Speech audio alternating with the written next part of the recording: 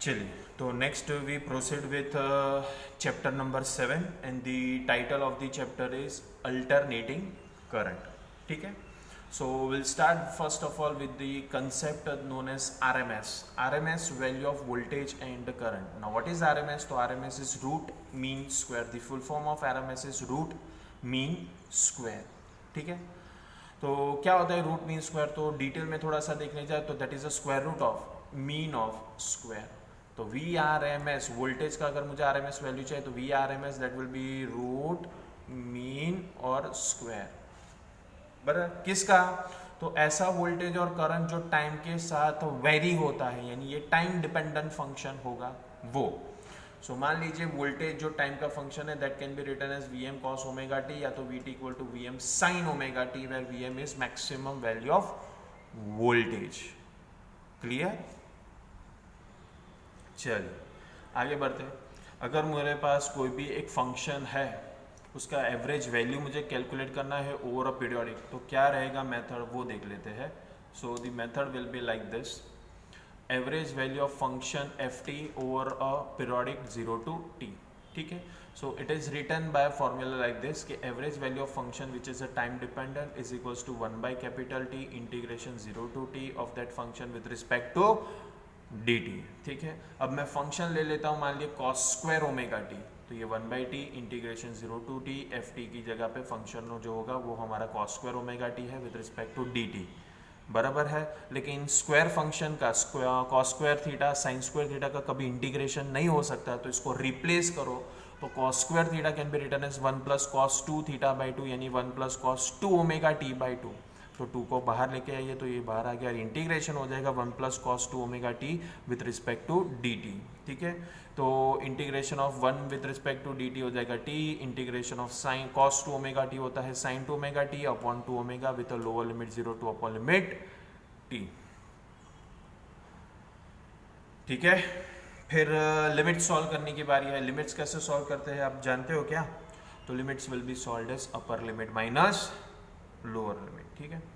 तो देखिए cos square omega T equals to 1 upon 2t into brackets. पहले ये अपर लिमिट, तो कैपिटल टी यहाँ पर है लेकिन यहाँ पर स्मॉल टी है, तो उसको सब्स्टिट्यूट किया जाए.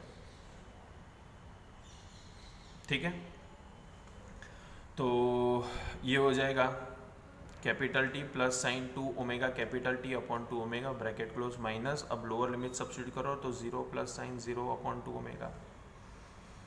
ठीक है.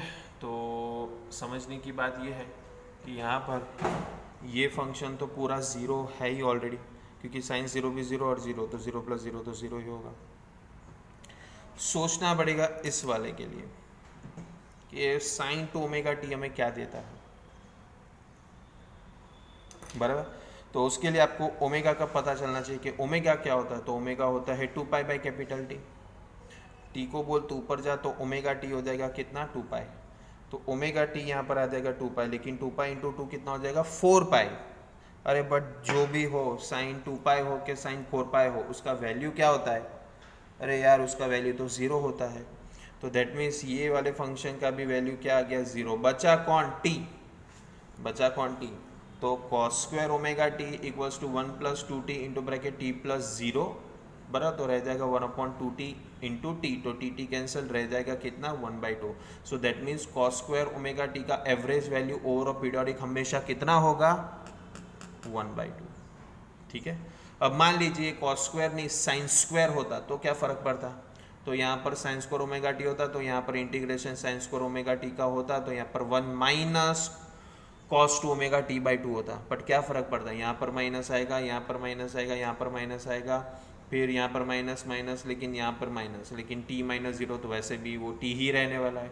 सो ये हमने अभी सीखा कि कोई भी अगर स्क्वायर फंक्शन होता है मेरे पास, साइन स्क्वायर फंक्शन और cos स्क्वायर फंक्शन, उसका average value over a periodic हमेशा आपको कितना वैल्यू देता है? हाफ. समझ में आ गया सबको?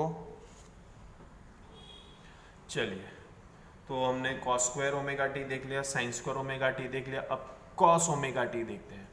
What will be average value of cos omega T with respect over a period. ठीक है. Average value over a period. तो that is 1/t integration 0 to t cos omega T with respect to dt। तो derivative of cos omega T हो जाएगा sin omega T upon omega, omega बाहर आ जाएगा, इसके साथ मल्टीप्लाई हो गया, रह गया सिर्फ sin ओमेगा स्मॉल टी। अब लिमिट्स रखो तो limits will be solved as upper limit minus lower limit. तो अपर लिमिट में यहाँ पे कैपिटल आ गया और जीरो, पर हमने तो अभी देखा था ना कि ओमेगा कैपिटल टी का वैल्यू तो 2 पाई होता है। व्हाट इज साइन 2 पाई?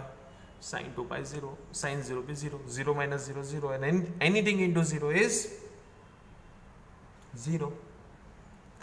तो that means cos omega T का अगर डेरिवेशन होगा तो आपको आंसर जीरो मिलेगा। वैसे ही साइन ओमेगा टी का होता आंसर तो भी आपको क्या मिल जाता? जीरो। तो भी आपको क्या मिल जाता? जीरो। यानी sign omega T cos omega T का एवरेज वैल्यू ओवर पीरियोडिक जब आप निकालने जाओगे that will B zero, but cos square omega T sign square omega T का एवरेज वैल्यू ओवर पीरियोडिक निकालने जाओगे तो उसका आंसर आपको मिलेगा क्या? हाफ। ठीक है, फिर ये देख लीजिए कि so average value over periodic of sine square omega T और कॉस स्क्वायर ओमेगा टी का हाफ हो जाएगा, sine omega T cos omega T का जीरो हो जाएगा, और sine 2 omega T cos 2 omega T का भी वैल्यू जीरो हो जाएगा। यानी स्क्वायर फंक्शन वाले का ही एवरेज वैल्यू हाफ होगा over your periodic. Omega T और 2 ओमेगा टी के जितने भी फंक्शंस हो गए ट्रिग्नोमेट्रिक फंक्शन, वो आपको यानी साइन और कॉस वाले फंक्शंस आपको हमेशा वैल्यू ओवर पीरियोडिक क्या देंगे? जीरो। समझ में आ गई बात? चल फिर आगे एक छोटा सा पॉइंट देख लेते हैं कि V R M S equals to V equals to root of average. अगर ये तो हमने मीन वैल्यू फाइंड किया ना, एवरेज वैल्यू फाइंड किया नहीं मीन वैल्यू फाइंड किया, लेकिन V R M S value कितना था वोल्टेज का? तो V R M S is root of mean of square, बराबर। तो इस कॉस फंक्शन का अगर मैं कॉस ओमेगा टी का एवरेज वैल्यू देखने जाऊँ तो that will be V M square cos square omega T. ठीक है, तो वी एम स्क्वायर का एवरेज वैल्यू और कॉस स्क्वायर ओमेगा टी का एवरेज वैल्यू, तो वी एम स्क्वायर का एवरेज वैल्यू यानी वी एम स्क्वायर खुद हो जाएगा, और कॉस स्क्वायर ओमेगा टी का हमने वैल्यू देखा कि कॉस स्क्वायर ओमेगा टी का वैल्यू ओवर पीरियोडिक कितना होता है? हाफ। तो this will be V M by root two. So V R M S यानी मैक्सिमम वोल्टेज का रूट टू टाइम्स होगा, या तो 0.707 टाइम्स वी एम होगा। So when we draw voltage versus a time graph, this crest point peak point represents maximum voltage, और उसका root two times decrease होकर वो हमें क्या देगा? RMS value. वो हमें क्या देगा? RMS value. तो that was a small concept of RMS value of voltage and current, बराबर।